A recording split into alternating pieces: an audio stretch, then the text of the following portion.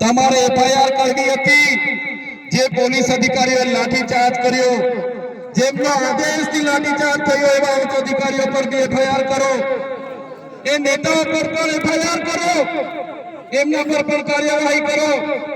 ભાજપના વન મંત્રી હમણાં જ નવા વનના મંત્રી બન્યા છે, એને હોસ્પિટલમાં પોલીસ અધિકારીઓને બધા સાથે મુલાકાતો લીધી, એમણે એવું સ્ટેટમેન્ટ આપ્યું કે જે પણ લોકોએ જંગલી લોકો અમારા પોલીસ કર્મીઓ પર હુમલો કર્યો છે એમને છોડવામાં નહીં આવે।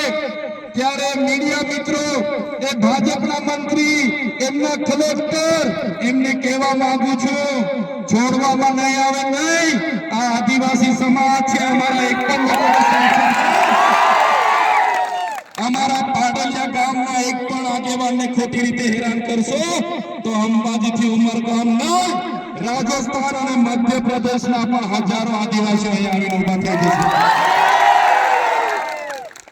એફઆઈઆર રદ કરો, અને તમારે એફઆઈઆર કરવી છે તો બંને પક્ષે એફઆઈઆર કરો।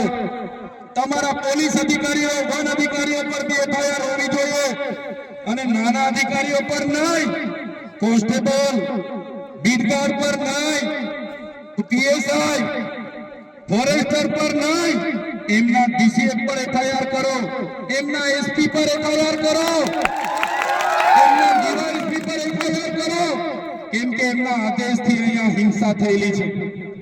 ત્યારે સાથીઓ તમે જોઈ લો, આજે દેશમાં એ ચાહે છત્તીસગઢ હોય, ઝારખંડ હોય, આસામ હોય, મિઝોરમ હોય, મેઘાલય હોય, નાગાલેન્ડ હોય કે મણિપુર હોય, આજે આદિવાસીઓ સામે પોલીસ લડી રહી છે, આજે દેશની આર્મી સામે આદિવાસી લડી રહેલો છે, આજે આખા દેશની અડધી આર્મી આદિવાસીઓ સામે લડે છે।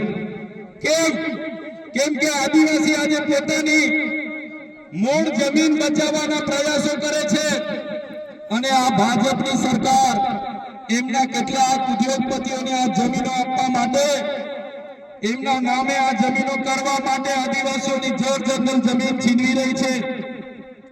સંવિધાનના જે પ્રાવધાન છે, અનુસૂચિના પ્રાવધાન છે, ઉલ્લંઘન કરીને સત્તાનો દુરુપયોગ કરીને આપણને રંજાડવામાં આવે છે। ત્યારે મારા ભાઈઓ, મારા વડીલો, મારી બહેનો, મારી માતાઓ, આજે તમારા પર અત્યાચાર થયા છે। ગઈકાલે કેવડિયાવાળા પર અત્યાચારો થયા હતા, દાહોદવાળા પર અત્યાચારો થાય છે, પોરાવાળા પર અત્યાચાર થાય છે, બેડા પાણી ગામવાળા પર અત્યાચાર થયા હતા, જોશીનાવાળા પર અત્યાચાર થયા હતા, ખેડ બ્રહ્માવાળા પર અત્યાચાર થાય છે। ત્યારે મિત્રો મેં તમને કહેવા માંગુ છું, ક્યાં સુધી આપણે બેઠીશું? ત્યારે જે દિવસે આપણા અહીંના પાડાલિયા ગામના લોકોને આ લોકો જો હેરાન કરશે તો એ દિવસે આપણે ગાંધીનગર તરફ પણ રસ્તો પકડવો પડશે। અને સરકારને પણ કહેવા માંગુ છું, આ આદિવાસી સમાજ ગોળો છે, શાંતિપ્રિય છે, શિસ્તમાં માનનારો છે, અમને છંછેડશો નહીં, તો આદિવાસી સમાજ જે દિવસે રોડ પર આવશે, ગાંધીનગરનો રસ્તો પકડશે, તે દિવસે નેપાળવાળી પણ અહીંયા થવાની છે।